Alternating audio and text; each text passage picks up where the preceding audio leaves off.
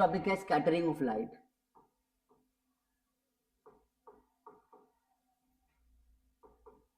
Scattering of light क्या मतलब होता है? रे ऑफ लाइट हमारी ऐसे जा रही हो, ठीक है, जब कभी कोई रे ऑफ लाइट ऐसे जा रही हो, ठीक है, और वो लाइट जाते जाते क्या हो जाए, स्कैटर हो जाए, मतलब क्या हो जाए कि वो फैल जाए। कैसे फैल जाए भाई? तो लाइट हमारी ऐसे जा रही हो और कुछ समय बाद क्या हो जाए, वो एक पॉइंट से, मान लो एक पॉइंट से जाने के बाद क्या हो जाए, ऐसे हो जाए।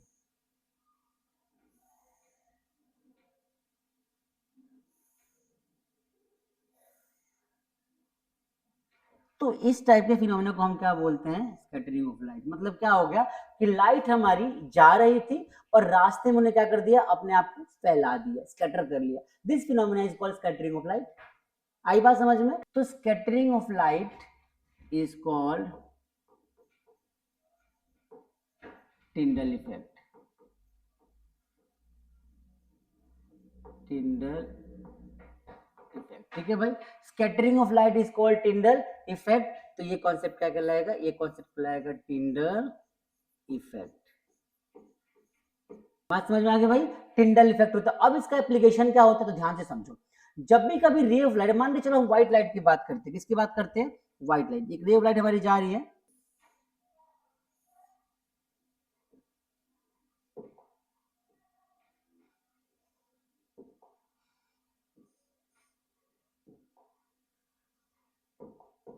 मान लो रे ऑफ लाइट हमारी जा रही है, ठीक है। अब ये लाइट मान लो व्हाइट है। कैसी लाइट है? White light.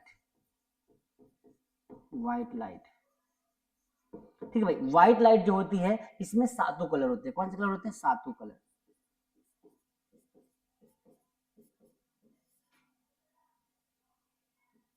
कौन कौन से?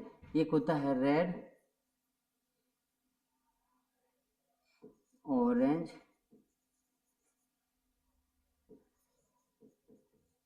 येलो, ग्रीन, ब्लू, इंडिगो और वायलेट, ठीक है। ये सातों कलर होते हैं। अब अगर हम बात करते हैं अपने एटमॉस्फेयर की, अगर अपने एटमॉस्फेयर की बात करें, एटमॉस्फेयर, तो यहाँ पे सबसे ज्यादा जो पार्टिकल स्कैटर हो सकता है, देखिए अब क्या होता है कि रेड, हर कलर की वेवलेंथ अलग अलग होती है, हर कलर का वेवलेंथ अलग अलग होती है, और हर कलर क्या होता है, वेवलेंथ अलग अलग होने की वजह से हर कलर का स्कैटरिंग कैपेसिटी अलग अलग होती है। सबसे लीस्ट जो होता है वो रेड होता है, लिस्ट स्कैटरिंग होती है। क्यों? क्योंकि इसके जो साइज होते हैं वो एटमॉस्फेयर में जो पार्टिकल्स होते हैं ना, होता है क्या, ध्यान से देखो। यहां से एक रे ऑफ लाइट हमारी जा रही है ऐसे, और यहाँ पे एक पार्टिकल, एक पार्टिकल यहाँ पे, एक पार्टिकल यहाँ पे। तो ये जो साइज ऑफ द पार्टिकल है, ये क्या है? साइज ऑफ द पार्टिकल, ठीक है।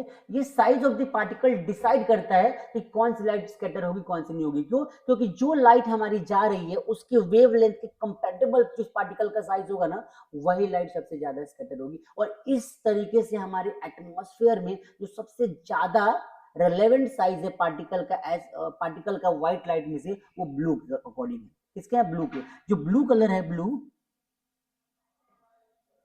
ब्लू कलर, इसके जो पार्टिकल साइज है, more particle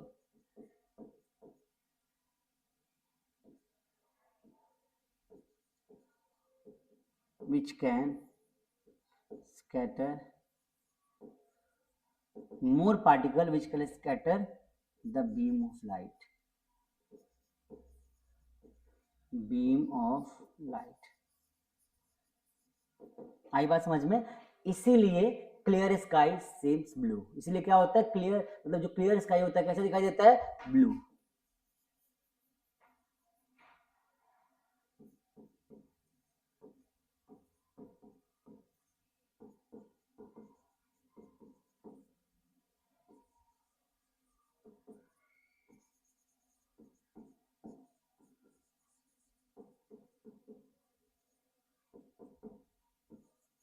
due to more scattering of blue light.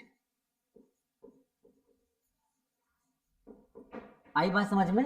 हमारे एटमॉस्फेयर में बहुत सारे टाइप के पार्टिकल्स होते हैं, लेकिन जो पार्टिकल सबसे ज्यादा लाइट को स्कैटर कर सकता है वो व्हाइट लाइट में से ब्लू लाइट को वो होती है, वो पार्टिकल सबसे ज्यादा हमारे एटमॉस्फेयर में है।